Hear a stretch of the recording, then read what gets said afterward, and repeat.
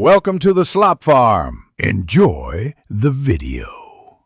You start by targeting the layer that needs tiling and setting your comp resolution to full so you see accurate results.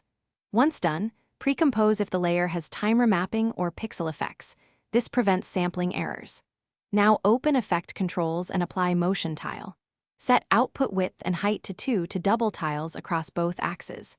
Make sure to enable mirror edges to hide visible seams.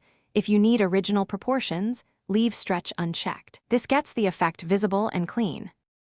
Once the tile is applied, you refine motion by animating the pre-comp's position and scale rather than motion tile parameters to avoid sampling artifacts. Next, animate tile center or use offset center to create seamless panning. For continuous loops, add a simple time-based expression like time*50 on offset. Make sure to preview at full resolution. If the pattern looks sparse, tweak output width and height with decimals like 1, 5, or 2. 5 to change density. Finally, to finalize, run a RAM preview at full resolution and inspect for seams, pops, or color shifts. If you see seams, increase output width/height slightly and confirm mirror edges is on. Sometimes re-precomposing with a one-frame pad fixes sampling gaps.